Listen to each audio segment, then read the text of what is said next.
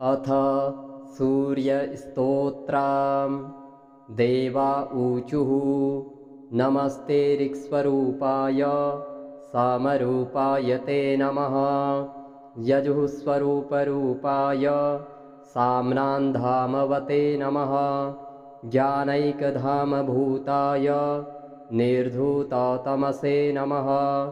शुद्धज्योतिः स्वरूपाय विशुद्धायामलात्मने वरिष्ठाय वरेण्याय परस्मै परमात्मने नमोऽखिलजगद्वाय विश्वरूपाय मूर्तये। इदं स्तोत्रवरं रम्यं श्रोतव्यं श्रद्धया नरैः। शिष्यो भूत्वा समाधिस्थो दत्त्वा देयं गुरोरपि न शून्यभूतैः श्रोतव्यमेतत्तत्तु सफलं भवेत्। सर्वकारणभूताय निष्ठायै ज्ञानचेतसां नमः। सूर्यस्वरूपाय प्रकाशात्मस्वरूपिणे भास्कराय नमस्तुभ्यं तथा दिनकृते नमः। सर्वरीहेतवे चैव सन्ध्याज्योत्स्नाकृते नमः। त्वं सर्वमेतद् भगवन् जगदुद्भ्रमता त्वया भ्रमत्या विशुद्धमखिलं ब्रह्माण्डं सचराचरं। त्वदं सुभिरिदं स्पृष्टं सर्वं सञ्जायते शुचि क्रियते त्वत्करैस्पर्शात् जलादीनां पवित्रता। होमदानादिको धर्मो नोपकाराय जायते तावद्यावन्न संयोगी जगदेतत्त्वदं सुभिः। ऋचस्ते सकलाह्येता यजुंस्येतानि चान्यतः सकलानि च सामानि निपतन्ति त्वदङ्गतः। ऋङ्मयस्त्वं जगन्नाथ त्वमेव च यजुर्मयः यतः साममयश्चैव ततो नाथ त्रयीमयः। त्वमैव ब्रह्मणो रूपं परं च परमेव च। नमस्ते ऋक्स्वरूपाय सामरूपाय ते नमः। यजुः स्वरूपरूपाय साम्नान्धामवते नमः। ज्ञानैकधामभूताय निर्धूततमसे नमः। शुद्धज्योतिः स्वरूपाय विशुद्धायामलात्मने वरिष्ठाय वरेण्याय परस्मै परमात्मने नमोऽखिलजगद्वाय विश्वरूपाय मूर्तये। इदं स्तोत्रवरं रम्यं श्रोतव्यं श्रद्धया नरैः। शिष्यो भूत्वा समाधिस्थो दत्त्वा देयं गुरोरपि न शून्यभूतैः श्रोतव्यमेतत्तत्तु सफलं भवेत्। सर्वकारणभूताय निष्ठायै ज्ञानचेतसां नमः। सूर्यस्वरूपाय प्रकाशात्मस्वरूपिणे भास्कराय नमस्तुभ्यं तथा दिनकृते नमः। सर्वरीहेतवे चैव सन्ध्याज्योत्स्नाकृते नमः। त्वं सर्वमेतद् भगवन् जगदुद्भ्रमता त्वया भ्रमत्या विशुद्धमखिलं ब्रह्माण्डं सचराचरं। त्वदं सुभिरिदं स्पृष्टं सर्वं सञ्जायते शुचि क्रियते त्वत्करैस्पर्शात् जलादीनां पवित्रता। होमदानादिको धर्मो नोपकाराय जायते तावद्यावन्न संयोगी जगदेतत्त्वदं सुभिः। ऋचस्ते सकलाह्येता यजुंस्येतानि चान्यतः सकलानि च सामानि निपतन्ति त्वदङ्गतः। ऋङ्मयस्त्वं जगन्नाथ त्वमेव च यजुर्मयः यतः साममयश्चैव ततो नाथ त्रयीमयः। त्वमैव ब्रह्मणो रूपं परं च परमेव च। नमस्ते ऋक्स्वरूपाय सामरूपाय ते नमः। यजुः स्वरूपरूपाय साम्नान्धामवते नमः। ज्ञानैकधामभूताय निर्धूततमसे नमः। शुद्धज्योतिः स्वरूपाय विशुद्धायामलात्मने वरिष्ठाय वरेण्याय परस्मै परमात्मने नमोऽखिलजगद्वाय विश्वरूपाय मूर्तये। इदं स्तोत्रवरं रम्यं श्रोतव्यं श्रद्धया नरैः। शिष्यो भूत्वा समाधिस्थो दत्त्वा देयं गुरोरपि न शून्यभूतैः श्रोतव्यमेतत्तत्तु सफलं भवेत्।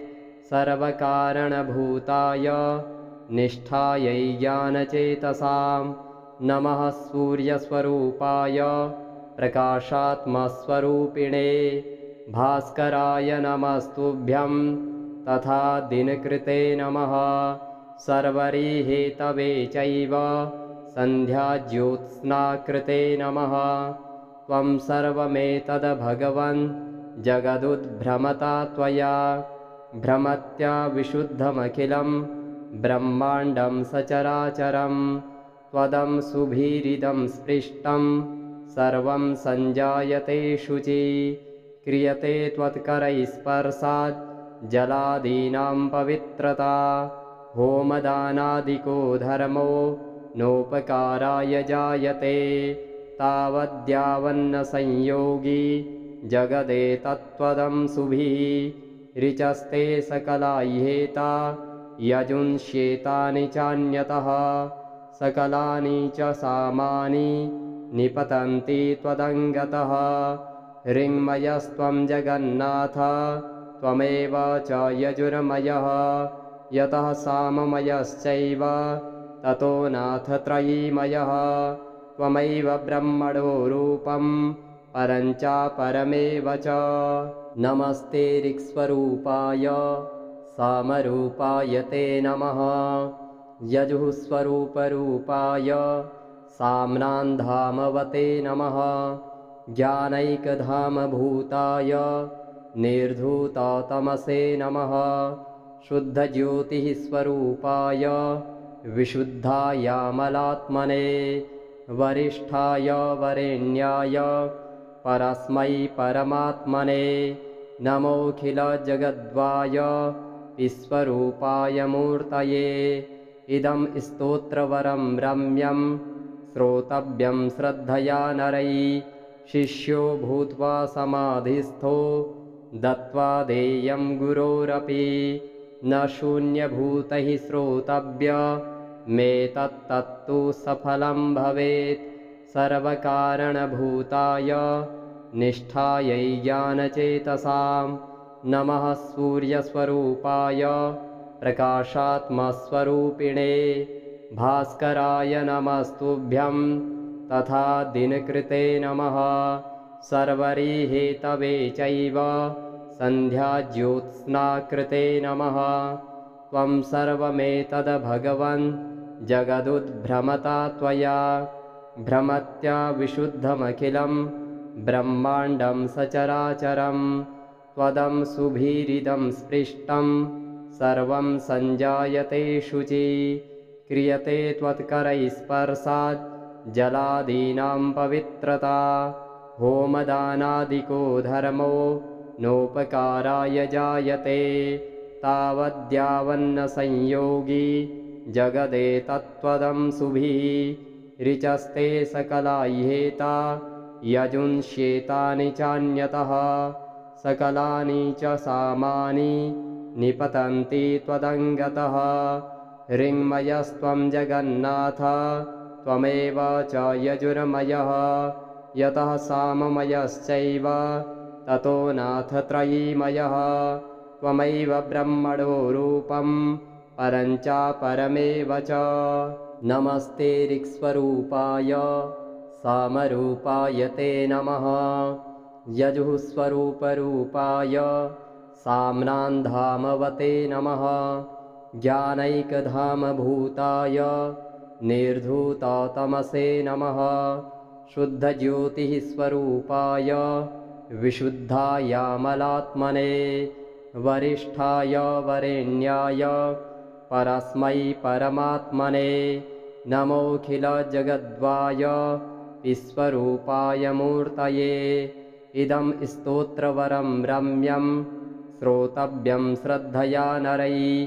शिष्यो भूत्वा समाधिस्थो दत्त्वा देयं गुरोरपि। न शून्यभूतैः श्रोतव्यमेतत्तत्तु सफलं भवेत्। सर्वकारणभूताय निष्ठायै ज्ञानचेतसां नमः सूर्यस्वरूपाय प्रकाशात्मस्वरूपिणे भास्कराय नमस्तुभ्यं तथा दिनकृते नमः। सर्वरीहेतवे चैव सन्ध्याज्योत्स्नाकृते नमः। त्वं सर्वमेतद् भगवन् जगदुद्भ्रमता त्वया भ्रमत्या विशुद्धमखिलं ब्रह्माण्डं सचराचरं। त्वदं सुभीरिदं स्पृष्टं सर्वं सञ्जायते शुचि। क्रियते त्वत्करैः स्पर्शात् जलादीनां पवित्रता। होमदानादिको धर्मो नोपकाराय जायते। तावद्यावन्न संयोगी जगदेतत्त्वदं शुभिः। ऋचस्ते सकलाह्येता यजुंस्येतानि चान्यतः। सकलानि च सामानि निपतन्ति त्वदङ्गतः। ऋङ्मयस्त्वं जगन्नाथ त्वमेव च यजुर्मयः। यतः साममयश्चैव ततो नाथ त्रयीमयः। त्वमैव ब्रह्मणो रूपं परं च परमेव च। नमस्ते ऋक्स्वरूपाय सामरूपाय ते नमः। यजुःस्वरूपरूपाय साम्नान्धामवते नमः। ज्ञानैकधामभूताय निर्धूततमसे नमः।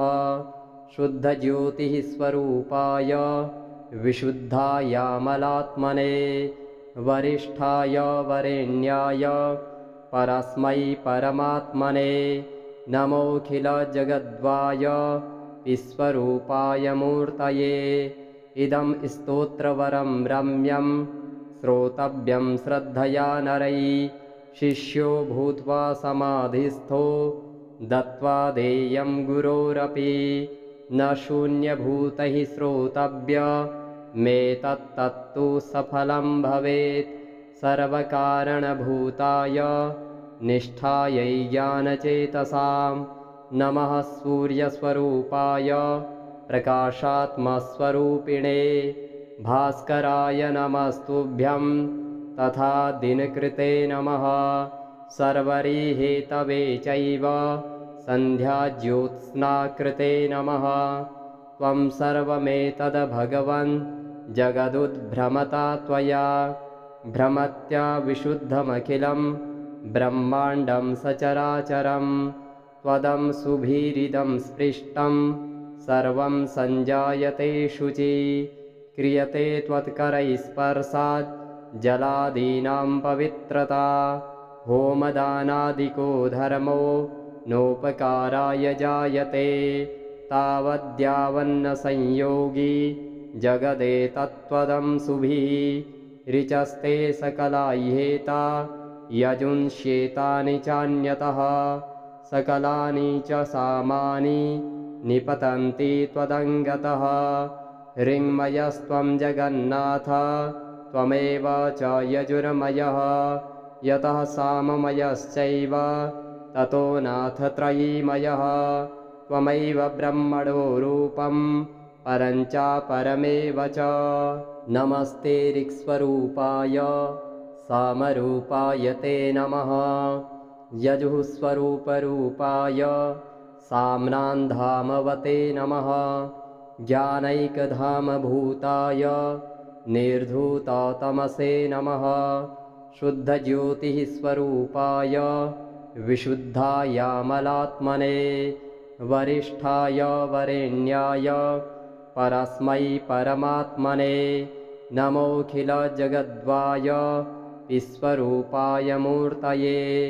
इदं स्तोत्रवरं रम्यं श्रोतव्यं श्रद्धया नरैः शिष्यो भूत्वा समाधिस्थो दत्त्वा देयं गुरोरपि न शून्यभूतैः श्रोतव्यमेतत्तत्तु सफलं भवेत् सर्वकारणभूताय निष्ठायै ज्ञानचेतसां नमः सूर्यस्वरूपाय प्रकाशात्मस्वरूपिणे भास्कराय नमस्तुभ्यं तथा दिनकृते नमः सर्वरिहेतवे चैव सन्ध्याज्योत्स्नाकृते नमः त्वं सर्वमेतद् भगवन् जगदुद्भ्रमता त्वया भ्रमत्या विशुद्धमखिलं ब्रह्माण्डं सचराचरं त्वदं सुभीरिदं स्पृष्टं सर्वं सञ्जायते शुचि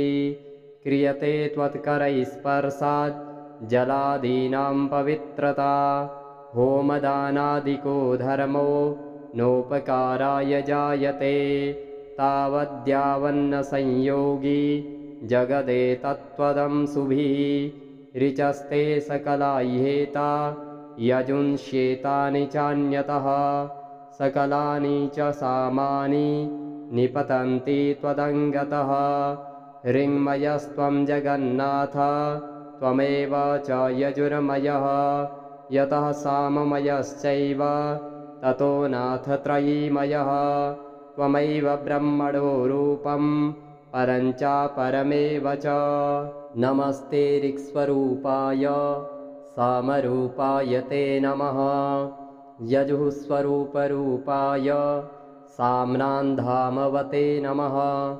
ज्ञानैकधामभूताय निर्धूततमसे नमः शुद्धज्योतिः स्वरूपाय विशुद्धायामलात्मने वरिष्ठाय वरेण्याय परस्मै परमात्मने नमोऽखिलजगद्वाय विश्वरूपाय मूर्तये इदं स्तोत्रवरं रम्यं श्रोतव्यं श्रद्धया नरैः शिष्यो भूत्वा समाधिस्थो दत्त्वा देयं गुरोरपि न शून्यभूतैः श्रोतव्यमेतत्तत्तु सफलं भवेत् सर्वकारणभूताय निष्ठायै ज्ञानचेतसां नमः सूर्यस्वरूपाय प्रकाशात्मस्वरूपिणे भास्कराय नमस्तुभ्यं तथा दिनकृते नमः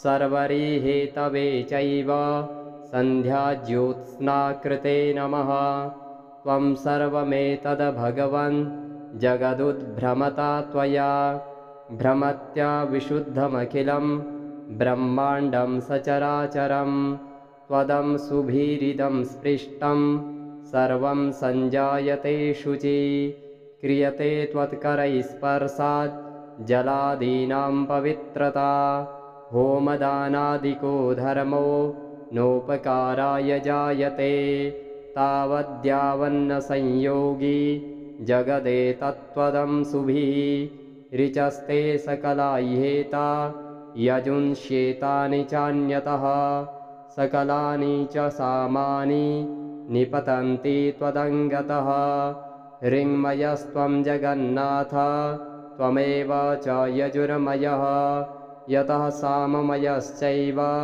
ततो नाथ त्रयीमयः त्वमैव ब्रह्मणो रूपं परं च परमेव च